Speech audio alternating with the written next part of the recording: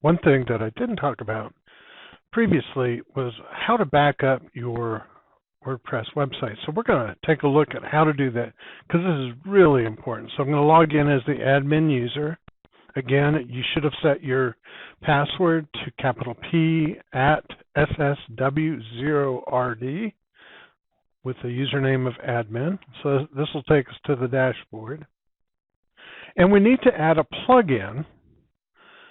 And in this case, we're going to use the most popular plugin for WordPress.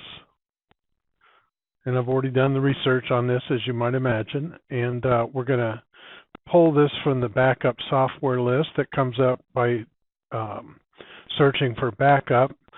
UpdraftPlus is the most widely used backup plugin. It has a free version that does a basic backup, and it also has a paid version which gives you a whole lot more options. But as you can see, 2 million active installations. So we're going to go ahead and click on the install button, and that's going to install, and then we're going to activate, because any plugin you install, you need to tell the system, hey, I want to go ahead and use this, so I'm going to do an activate. And UpdraftPlus gives you step-by-step walkthrough instructions.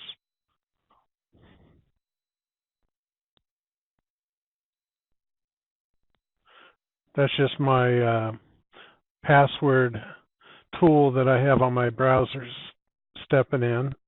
Don't need to worry about that. We're going to do our first backup. And if you want to, you can set it up so that it schedules your backups of your WordPress site. Again, it's going to back up everything you tell it to, and we'll see later what that turns into as far as files that you can access. And again, of course, they always try to upsell you and get you to sign up for the premium plugin. So I'm going to do a backup now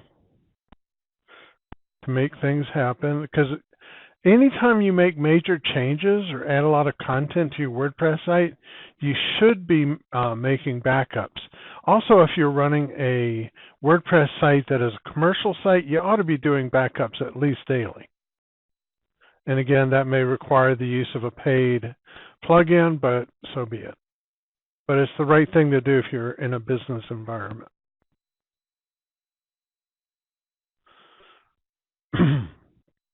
And notice so far we haven't shown where this is going to go, and we'll get to that in a little bit. So at this point, we're doing a backup, and notice it didn't take very long at all. Even after you get it fairly far down the road, it really doesn't take that long to get a backup created for your system. So there's really no excuse for it not backing up your WordPress site. And you can see all the various options that are going to be available once you do the backup. Notice this is the 12th of July backup. This is when I'm creating this particular tutorial. So it gives you all kinds of options right there.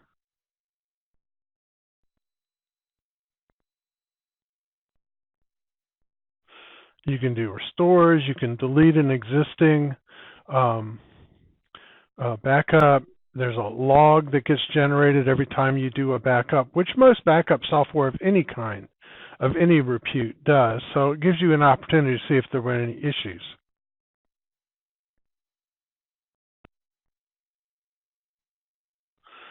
You also have some settings, even for the free version.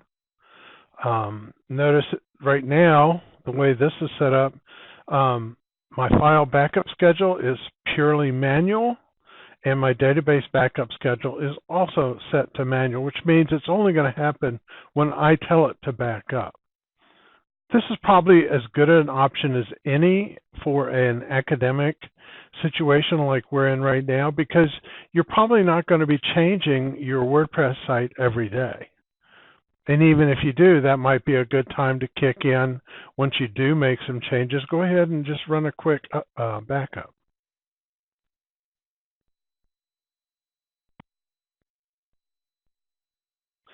There's a lot of other settings that you can use within this tool, UpdraftPlus. But a lot of these aren't going to be that useful for our purposes in the class, but they're just something you should be aware of.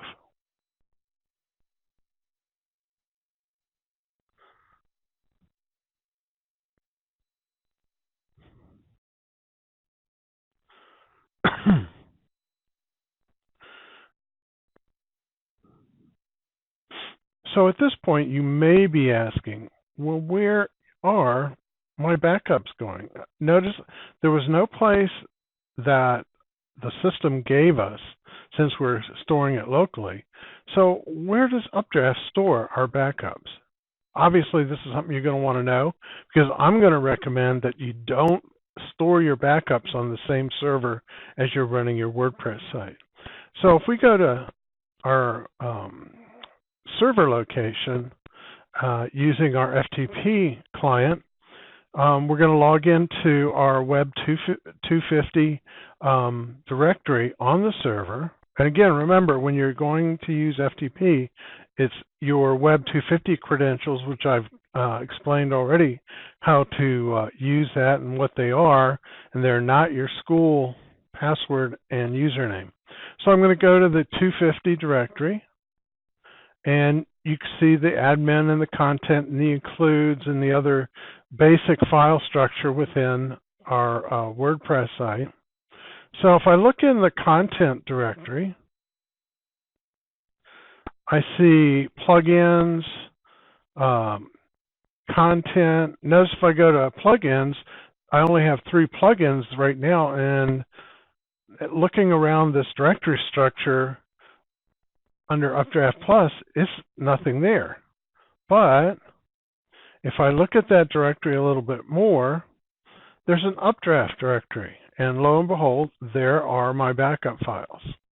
And one of the cool things about it when you start looking at these files is that we selected what was going to be backed up previously, and notice there are specific files for each of those areas. Uploads, which is like our stuff that we upload for installation. We got themes, plugins, and others. So those files are really what's important to us as far as backups. So what I want to do is I want to be able to copy that whole directory back down to my local system, because never know, right? That's the whole thing about securing your website, your web server. You want to make sure that that code base is not stored on just one computer system. So I'm going to copy this over to my Web 250 directory on my local system. I have a file system set up where all my school stuff goes.